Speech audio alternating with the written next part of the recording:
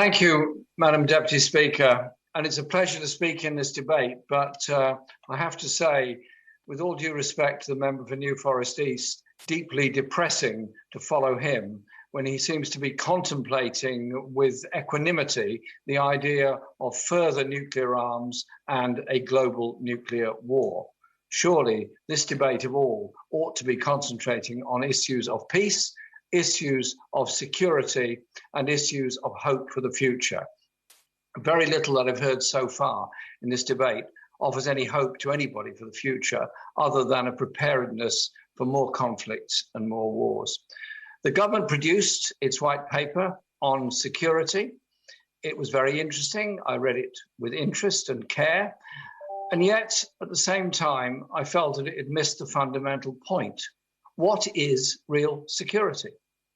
Is real security the ability to kill somebody else, to destroy something else, or to go to war with somebody else? Or is it the ability to feed your population, to ensure your population has good healthcare, has good education, breathes clean air, and its young people can look forward to a future with some degree of hope? For many around the world, that is not a possibility, and they suffer grievously. And then look at the causes of wars that have happened over recent years. In Afghanistan, in Iraq, in Libya, all of which have been followed by non-state actors getting more and more active and thus more and more dangerous. There are consequences to every military conflict that we involve ourselves in. And I think we would do well to think about that. The government's proposals in all this post-COVID world, where wealth has been transferred from the poorest to the richest at an unprecedented rate over the past year to 18 months, is to spend £24 billion more on our defence budget over the next 4 years and cut our overseas aid budget from 0.7% of GNI to 0.5%. What kind of message to the world is that?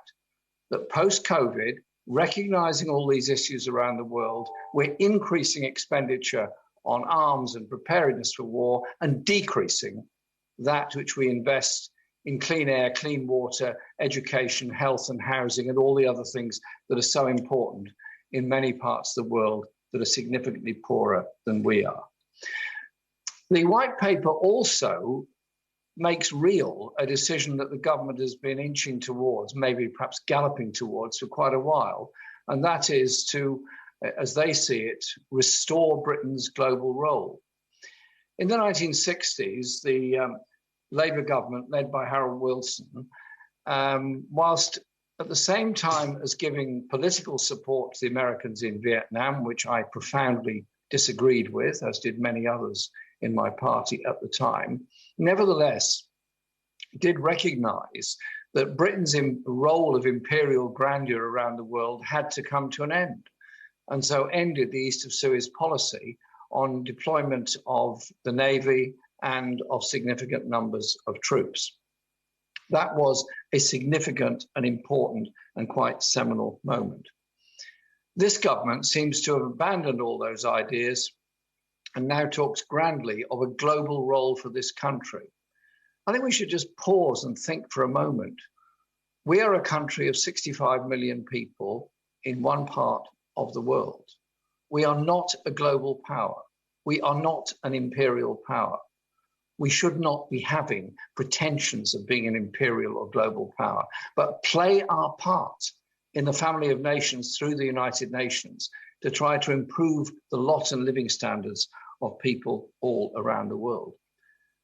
So in that context, I asked myself the question, what are we doing sending an aircraft carrier to patrol the South China Seas to encourage a buildup of military hardware between India, Australia, the United States, and ourselves all around the South China Sea and towards China? Because it seems to me that this is a recreation of the whole idea of a Cold War philosophy.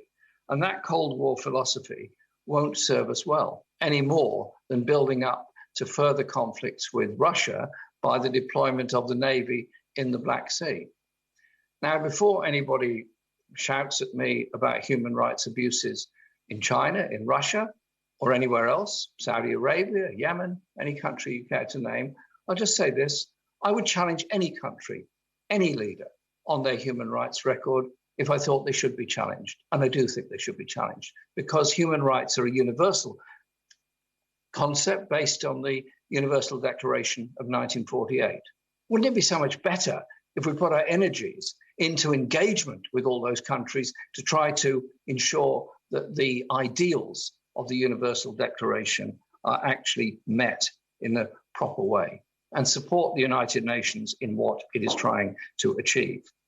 And so in this post-COVID world, let's recognize that we need to spend a great deal of money on healthcare around the world. The World Health Organization frequently points out the greatest risk to the health of all of us is another novel virus that will come from goodness knows where, from goodness knows what source, and isn't going to be dealt with by military means, will only be dealt with by healthcare and health means. And so when the Prime Minister talks of sharing our vaccine surplus, I hope it happens. I hope he's right in doing that. And I hope those vaccines do get to all the people and all the countries that actually need them.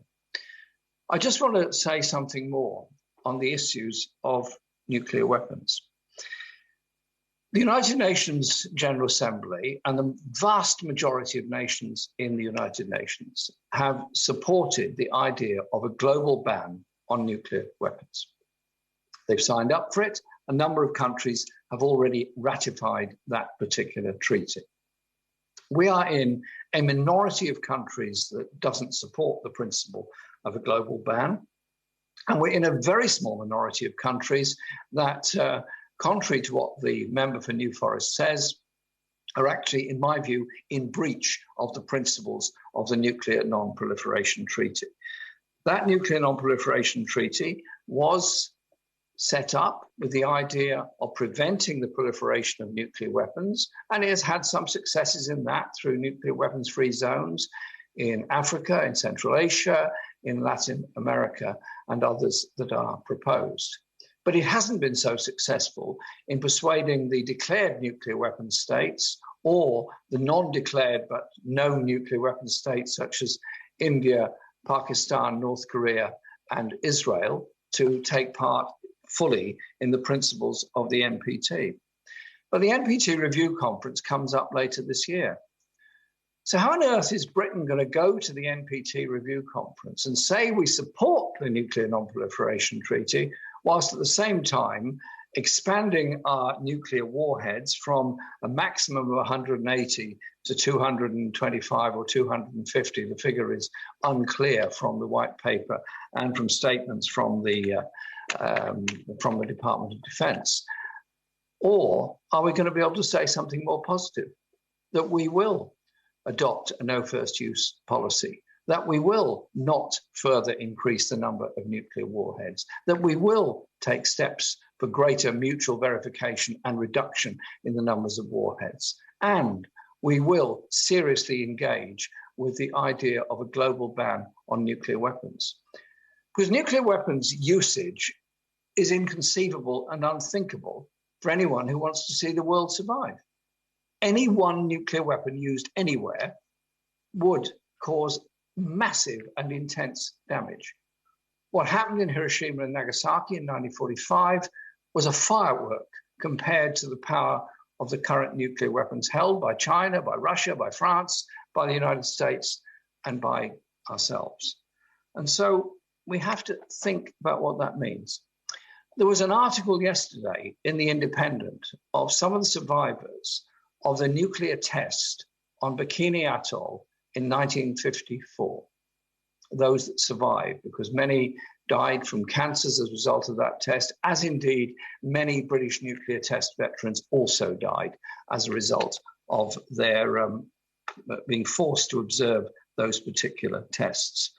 So can't we instead look towards a future where we actually play our part in trying to bring about a more peaceful world? Because we as a country want to live in a peaceful world. The people of this country want to live in a peaceful world. The people in this country don't want to see soldiers underpaid, badly treated, suffering mental health stress when they come out of the armed forces and getting inadequate support for it, or privatization of their facilities.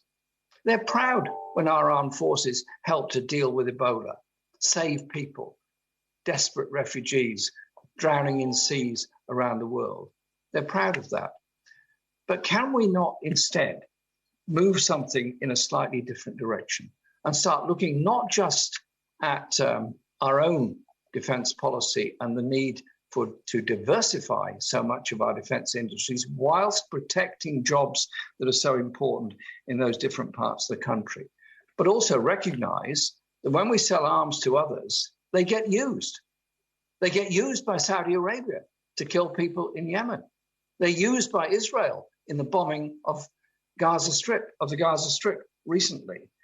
And so I think we need to just think a bit more carefully, a bit more seriously about this. A study of history is always important.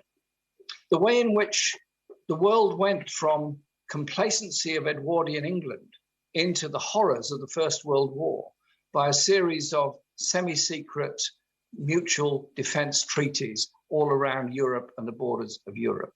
The way in which the rise of fascism was for a long time ignored in Germany, and we ended up with the Holocaust, and we ended up with the genocide of the Second World War. Let's not go back into those days. Let's instead look to a world where we're actually making our contribution for peace around the world, our contribution for supporting people who are going through human rights abuses and oppression at the present time. And I hope that our debate will look at what is, I started my contribution with, real security in a very difficult and very dangerous world. That surely is something that we could all, I hope, agree with and sign up to. Thank you, Madam Deputy Speaker. Thank you. We now go to Marcus Fish. Thank you, Madam Deputy Speaker. It's a great pleasure